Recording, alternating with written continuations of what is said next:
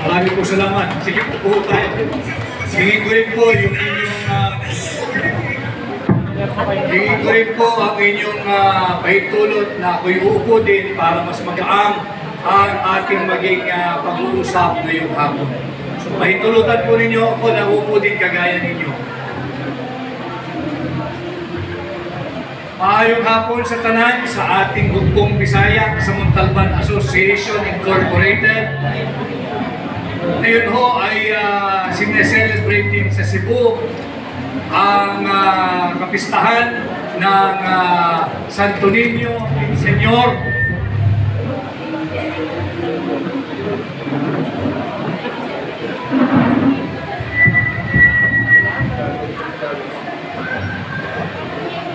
Ako ho ay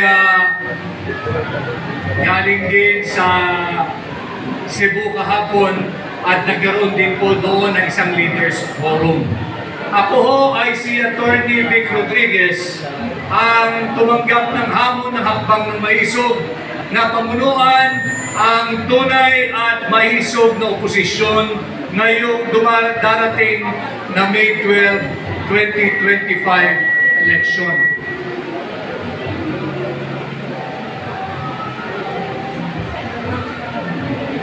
At shout out po, Ma'am Doreen. baka kailangan ho akong bumaba. Sir Charito pa.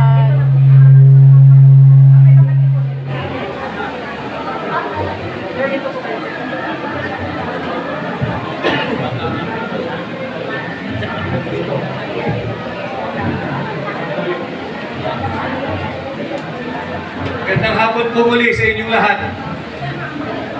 Ako ho ay inyong formal at opisyal na aplikante bilang senador. Ako'y kumakandidato, independent, sa ilalim ng social movement na Hakbang ng Maisog.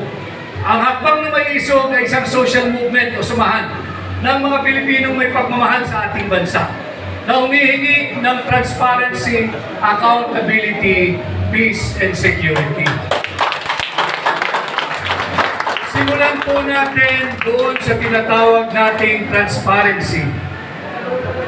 Alam ninyo yung mga maiinit na usapin na bumabalot sa ating bansa ngayon. Ito ay yung pinangungunahan ito nung naririnig ninyong unconstitutional 2025 budget. Marami tayong kasamahan ngayon dito na nagmumula sa ating local government unit ng Montalban. At nandun din, may mga barangay captain din na I think na nandito ngayon. Nalalaman po nila na ang pinakamahalaga, the most important piece of legislation na ipinapasa, hindi lamang ang pambansang gobyerno, kundi hanggang barangay, ay yung taunang budget. Yung yearly budget ng ating bansa. That is the most important piece of legislation that Congress has to pass year in, year out. At kung ito ang pinaka-importanteng batas na ipinapasa ng ating Kongreso taon-taon, dapat lamang ito ay naaayos, nasaayos at konstitusyonal. Subalit ngayong 2025, unconstitutional yung budget na pinirmahan ni Bongbong Marcos, yung taong na minsan kong nakasama at minsan kong tinulungan ng lubos. Kinakailangan malaman ninyo ito. Sisikapin ko na pasimplihin natin ang usapin tungkol sa budget. Huwag ho kayong malulunod na budget masyadong mabigat yan. Hindi ko interest yan. Hindi ho. Interest nyo ito sapagkat yung pera ng tao ng budget ay pera ninyo. At bawat piso ninanakaw ng mga tiwaling mambabatas ay pisong kabawasan sa social services na dapat sana ay napupunta sa inyo.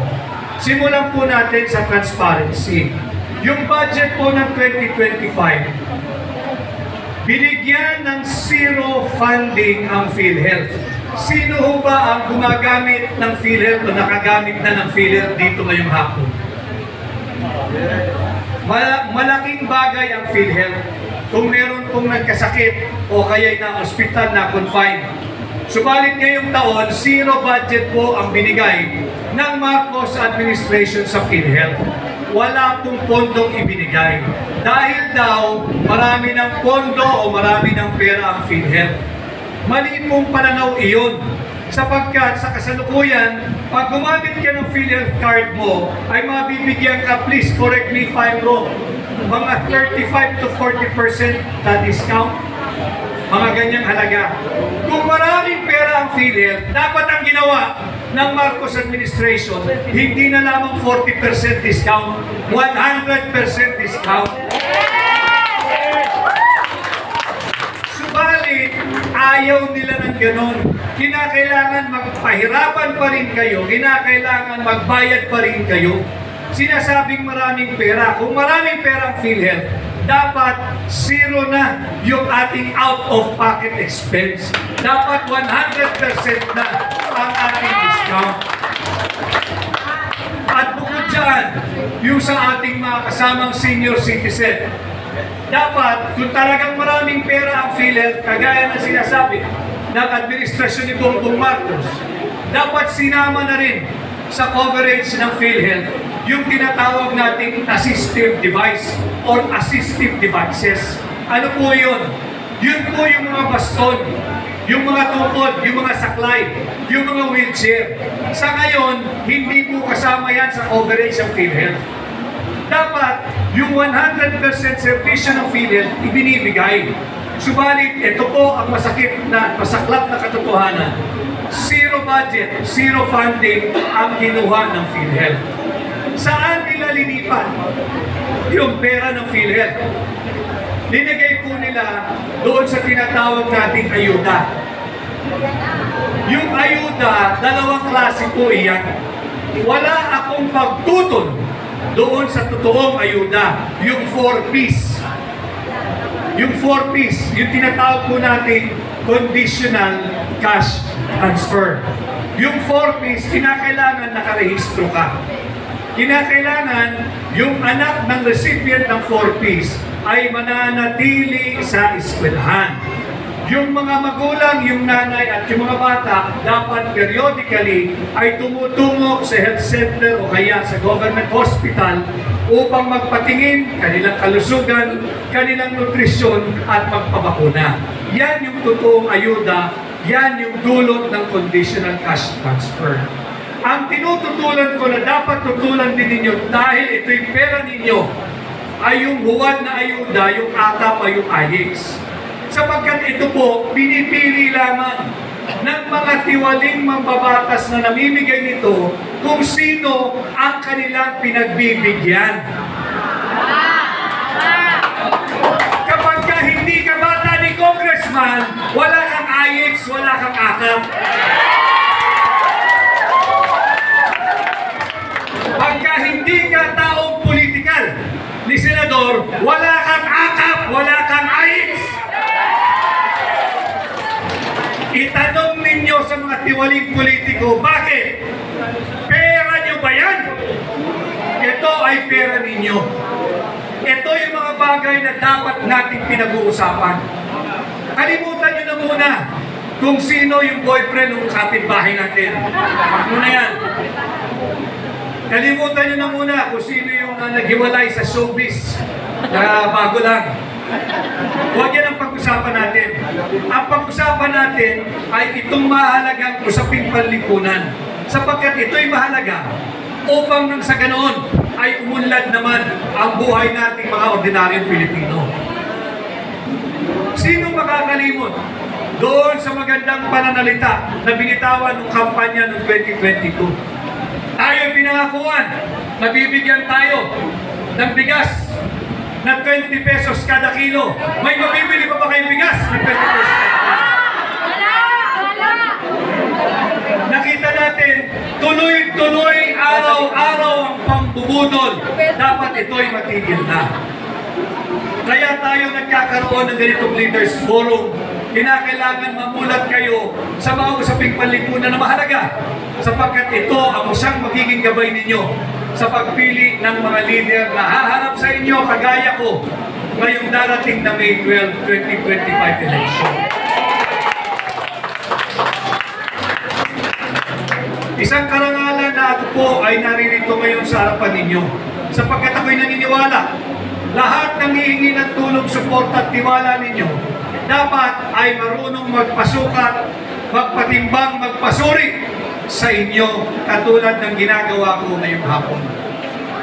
At pagkatapos ng ating ginagawang Leaders Forum ngayong hapon, kung sa tingin ninyo si Atty. Vic Rodriguez ay hindi nararapat na pagbigyan at pahiramin ng inyong tiwala, ako na mismo ang magsasabi sa inyo, huwag ninyo akong tangkilikin, huwag ninyo akong iboto parang awa na ninyo, subalit gamitin ninyong tama yung karapatan ninyong bumoto.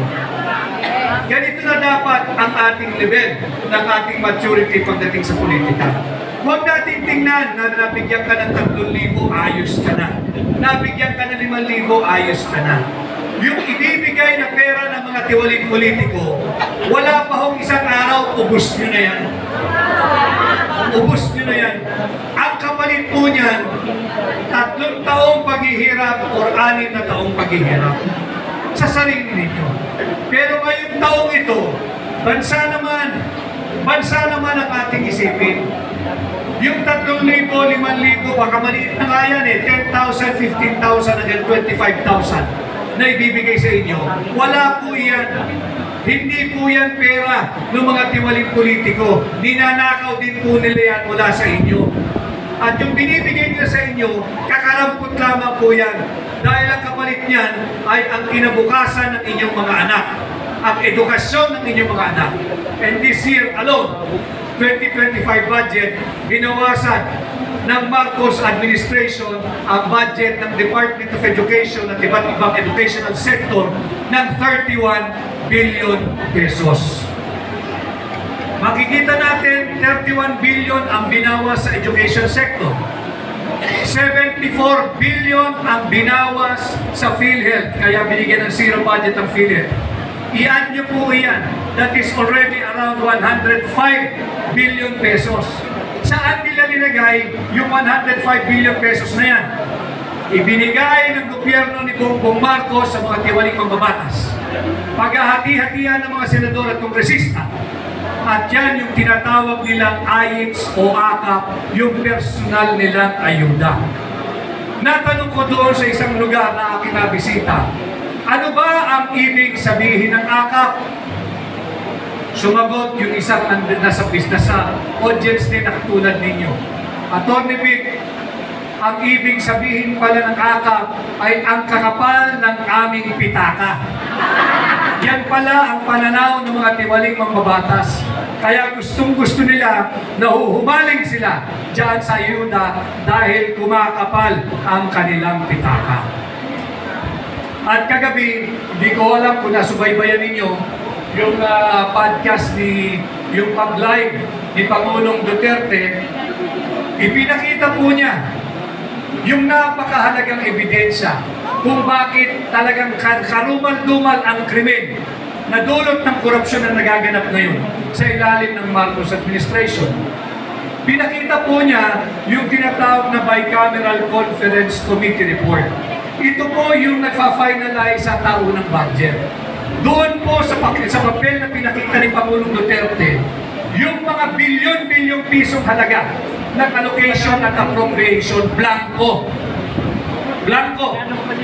Para ho kayong binigyan ng isang checking firmado na blanco. Pag tinanong mo, magkano ilalagay ko rito? Bahala ka. Ilagay mo, isulat mo kung magkano halaga sa iyo yan.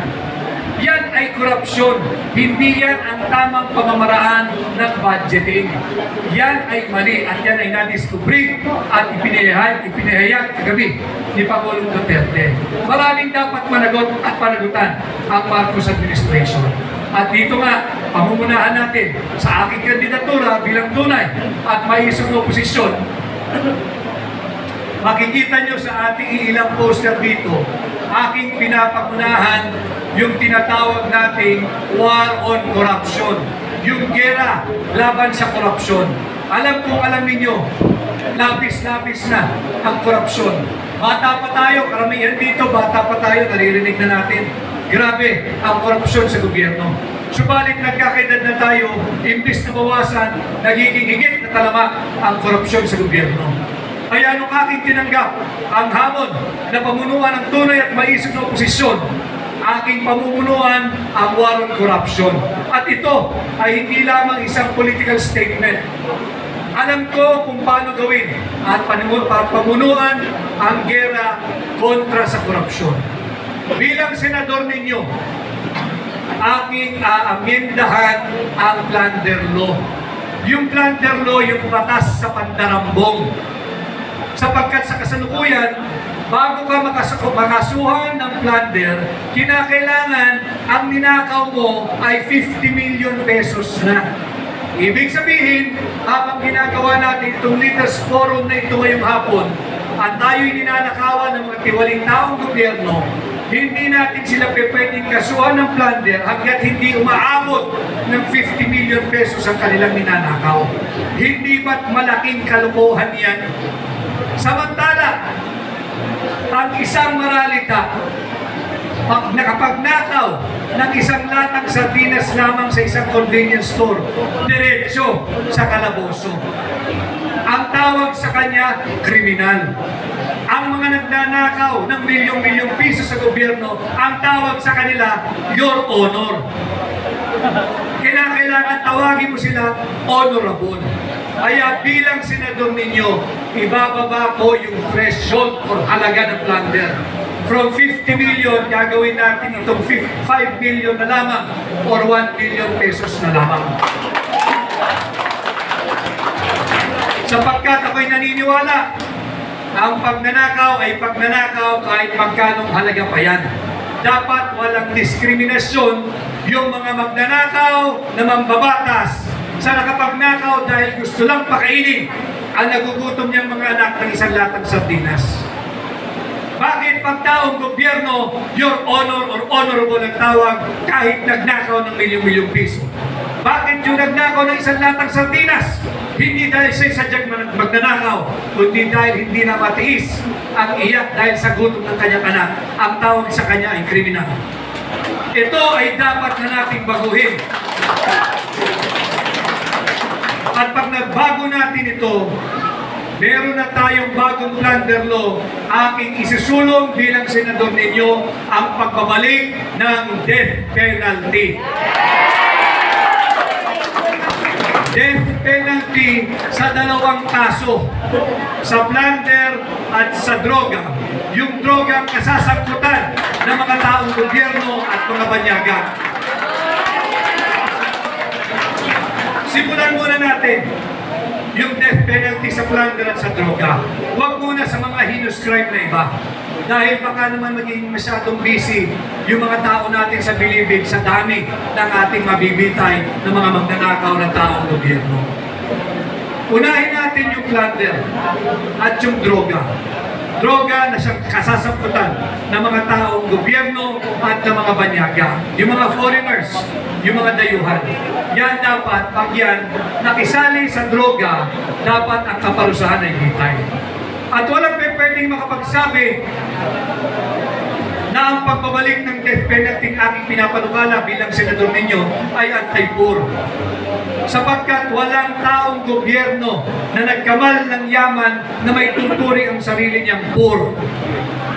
Walang nagnakaw sa gobyerno ng limpak-limpak na salapi nating mga Pilipino ang may tuturing mong mahirap. Habang ang araw-araw ng mga manggagawa sumusuong sa traffic, naghihirap, nagbabanat ng buto, kumikita lamang ng minimum wage, ay nagbabayad ng buwis. Yung mga tiwaling mambabatas sa taong gobyerno, nagpapakasasa sa buwis na ating binabayad, naninirahan sa ibang bansa, ang mga anak ay pinag-aaral sa ibang bansa. Pera niyo po iyon. Kinakailangan na nating tundukan ang kultura ng korupsyon sa ating pamahalaan.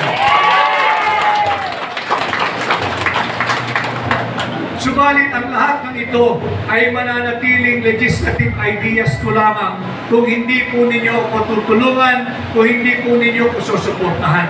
Kaya ngayong hapon, minarapat ko na naririto sa inyong ginagawang Leaders Forum upang humingi at hingin na ako'y pahiramin ninyo ng inyong mandato. Kung sakasakaling ako ay pasado sa kwalifikasyon na inyong hinahanap sa magiging 12 senador pagdating ng May 12, 2025. Kaya po, alam ko na nabanggit din sa akin kanina ni Doc Ed na meron ding mga open forum or question and answer tayo. I will give way to your questions o mga katanungan nang sa ganon ay masagot ko rin kung ano man po ang nais ninyong itanong o malaman hinggil sa aking nais gawin bilang senador ninyo pagdating ng panahon. So muli ho, ako'y nagpapasalamat sa inyong mainit na pagtanggap. Ako po ay si Attorney Vic Rodriguez, ang tunay at maisog na oposisyon. Samahan po ninyo ako sa ating mga nais gawin. Dahil pag tayo po ay nagkaisa ngayong 2025, posible ang pagbabago pag kayo ay naghatid ng bago sa Senado. Maraming salamat at magandang hapon.